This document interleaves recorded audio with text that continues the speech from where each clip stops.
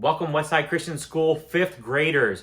I am so excited to be able to be a part of your math journey as we close out the year here, and so thankful to Mrs. Smith who's allowing me to come alongside her and you to help you out with some rules, formulas, procedures, some math concepts as you guys navigate the crazy waters of quarantine math at home. And so as you can tell up on the board, I have my name, Mr. Graw, and my phone number. I'll leave it up there the entire time for this session, 661-703-9825. If you'll recognize real quick how neat that is, that's because Mrs. Graw wrote it, because when it comes to penmanship, Mr. Graw gets an F. Mrs. Graw is pretty neat, but when you see when I do my math, it'll be a little bit sloppy. Hopefully you'll be able to read. But I love math. I love you guys. Love Mrs. Smith, and I can't wait to go on this journey. I'm going to be helping you out with some rules, formulas, concepts, and procedures for your math test, beginning with Math Test 8. I'm also going to jump in and help you out with some lessons. But with that information right there, you guys can text me, moms and dads, you can text me any information that you might need to know, maybe some concepts that your kid has forgot. And I would love to come alongside you and to help you out. All you got to do is shoot me a text. If it's a very specific problem from a homework assignment or a test that you need help with, what I ask is just take your cell phone, take a picture of it, text me the picture, and typically within 5 minutes or so I can get back with you having worked out the problem and help you. And if it's not me who's doing it, it'll be my daughter Kelsey, who's amazing. And she loves math, and she's my math tutor, so there's that. So anyway, with that being said, I'm going to jump into Test 8. Now, you're going to be having these test packets come home with you when you pick them up on May 4th. And so while I'm not going to give you the answers to the test, I am going to walk through and change the problems and kind of work through the concepts with you, so that way when it comes time for you to sit down, you can jump back through these lessons and you can get the help that you need. Because our main goal here is that you have everything that you need to be able to finish this grade successfully and then to transition into the 6th grade. And so we want to make sure that you're ready for that. So with that being said, this session is Test 8, page 1. We're going to be going through problems 1 through 5. And as you guys know on your tests, you have A's and B's and C, D, E's, a bunch of letters underneath your numbers. And so I'm going to work through all of those with you. And then I'll do another video that is Test 8, the back page. And then I'll do the same thing for Test 9, same thing for Test 10, and I'll even do it for a few of your homework assignments and help you guys out. And again, if you need my help with anything, all you have to do is contact me. So for problem number 1 is a word problem. Now, when I talk to my students, I tell them, read your problem, diagram it, and then ask yourself what the problem is asking you. Okay, so as we read through this problem, and I'm changing the numbers here, I'll change the names to protect the innocent as well. Billy walked 2 3/4 miles. So I'm going to write down 2 3/4.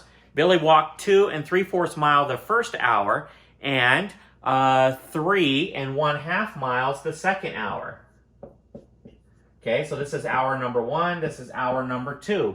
So I've read the word problem, I've diagrammed what it told me, and now I'm going to ask, what is it asking me? So it says, how many miles did he walk in 2 hours? So this is an addition problem. It's a combining problem. It's asking me to take 2 3/4 and add it with 3 1/2, and I want to make sure that I always label my problem. So let's write out here that we don't forget miles, okay? So I'm going to just simply add these two since it's a combining problem. Now, when adding, we're going to add our whole numbers first, okay? So we have a 2 and we have a 3. So 2 plus 3 is 5. I'm going to set the 5 over here so that I don't forget about it, because that's one of the most easiest mistakes that I can make, is to forget about a number that I've already taken care of. Okay, now I'm going to add the two fractions. I have 3/4 and I have 1/2. Okay? So here, whenever I add or subtract fractions, the first thing I need is a common denominator. Okay, so I have a 4 and I have a 2. 2 will go into 4, so 4 will be my common denominator. So how do I get from 2 to 4? I have to multiply that by 2. The rule is, whatever you do to the denominator, you have to do to the numerator. So we're going to multiply that by 2 as well. I'm going to rewrite my problem. 3/4 plus 1 times 2 is 2, 2 times 2 is 4, And as you can tell there, now I now have a common denominator. And so I'm going to add. When you add or subtract, your denominator always stays the same. And then we're going to add our numerator. 3 plus 2 is 5. And now I've ended up with what's called an improper fraction. That means that my numerator is greater than my denominator. So I'm simply going to divide. 4 will go into 5 one time. And when I take 4 from 5, I'm left with 1. And I always keep my denominator. So 4 or 5 over 4 is going to equal 1 1/4. Since I have a whole number, I'm going to add that back to my 5 that I set to the side so that I wouldn't forget it. So 5 plus 1 is 6, and then my fraction is 1/4. And then remember, always label, okay? We're dealing with miles here, so we're going to write it. So the answer to our question is that Billy walked 6 1/4 miles, okay? So that's problem number 1. Let me erase this real quick, and we'll jump into problem number 2. Problem number 2, it wants us to write a digit that it's going to give us, or a number, in the indicated place. So I'm going to make up a number that kind of mirrors this number. So let's do 286.3264. Okay? And it's going to ask us, it wants something in the tenths place, the ones place, the 1,000ths place, the hundreds place, and the hundreds place. So hundredths with the TH, like I have a lisp. I love meth, right? Hundredths and hundreds.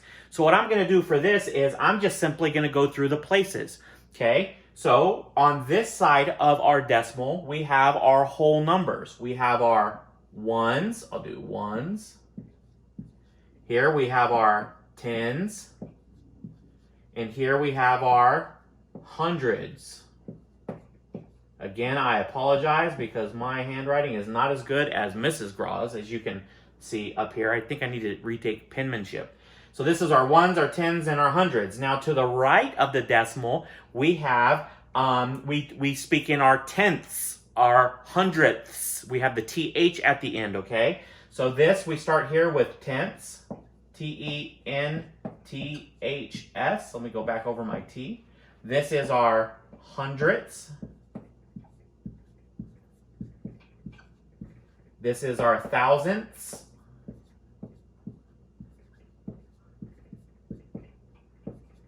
I hope I spelled it right. I'm not great at spelling either.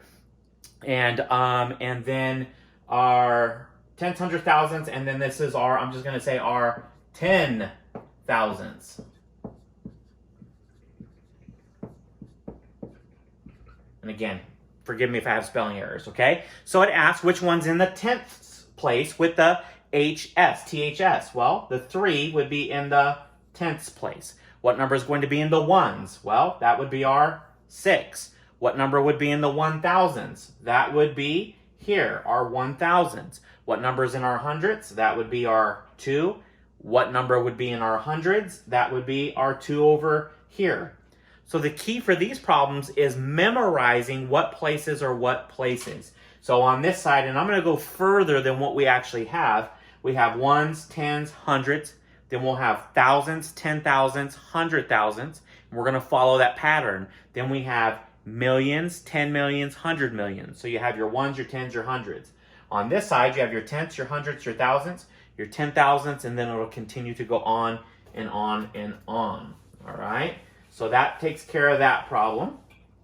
So let's jump into number 3. It says to write as a decimal. So here, let's say we have 6 tenths, okay? So now remember our place. We had our tenths, hundredths, thousandths. Okay, so if I have 6 tenths, if this is the tenths place, I'm just simply going to put the 6 here, and I don't need anything here or here. The next one, it says, let's write 36 over 100. Well, we're going to do our decimal, tenths, hundredths, and we're going to put 36. That would be our number there. Then the next one, it says, let's say 10 out of 100. That would be 10 hundredths. This is a little tricky. So we have our decimal, tenths, hundredths. So we're simply just going to do 1, 0, but we don't need that 1 at the end, or the 0 at the end. Okay, and then the last one here, let's do 17 thousandths. Okay, we're going to do decimal, tenths, hundredths, thousandths. And so this is 17 thousandths, so I've got to put my 17 here. And because there's a decimal here and I have a blank space, I've got to fill in a placeholder, and that placeholder is always 0. So we have 0.017, okay? So that would be writing out for our decimals. Okay, our next problem wants us to write decimals as fractions. I have 0.7 and then I have 0.41. Well, we got to remember our places. What place is the first place after our decimal? That would be our tenths. So we simply can write it as it sounds, 7 tenths. Here, that's tenths, hundredths. So this would be 41 hundredths. So we're just going to write 41 hundredths. Now, also a key to remember, and I'm sure Mrs. Smith has already taught you this, but anytime you have a fraction, you need to make sure that you reduce your fraction to its lowest terms there. Here, we are already reduced because there's no common factor between 7 and 10, and there's no common factor between 41 and 100. Okay, so now on to the last problem, number 5. It gives us an equation with a variable, and it tells us to solve for that variable. So I'm going to do one of those today, and I'll start off your next video with 2 of them that it gives us, because we're getting close to that 10-minute mark, and we want to make sure that we keep our videos to about 10 minutes for you, so that way, A, we don't overwhelm you, B, it doesn't take forever to upload them, and pardon me, and C, it gives you an opportunity to digest everything and work through it. So your first one, you have 4y equals 24. Well, here's something that you're going to memorize in junior high. This is an equation that has a variable. Any letter in an equation represents an unknown number, and that's called a variable. To solve this, you have to isolate your variable, meaning you have to get it all by itself. To do that, you do the opposite procedure, inverse operation of whatever the operation is. A number next to a letter, the operation would be multiplication. So 4 times y. So the opposite of multiplication is going to be division. And I'll do a whole breakdown on this on the next video. So we're going to divide by 4. We're going to divide by 4 because our rule is whatever you do to one side, you have to do to the other. And so 24 divided by 4 is 6. So y equals 6. And then we have a rule. Once we've solved it, we're going to check it. Take your 6 and plug it back in to your variable and see if it comes out right. Is 4 times 6 24? If the answer to that question is yes, before you've ever turned your test in, you already know whether or not you've got that answer correct simply by checking your answer. All right, so 5th grade, that does it for today. That was 1 through 5 on test 8 that's coming up. I'll label it appropriately. We went a couple minutes, 2-3 minutes past that 10-minute mark today, but that's okay because we did the introduction. Once again, if you need me, have a question in math at all, this is our number, my number, and Mrs. Grau's number. I erased it, and she's going to check. See how bad the penmanship is now?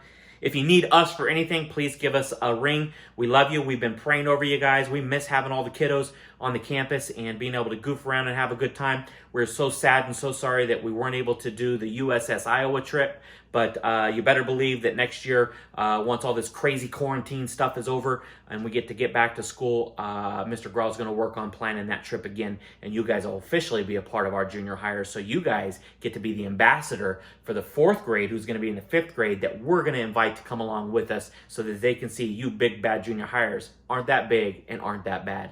All right, guys, take care. Love you. And look out for all these math videos.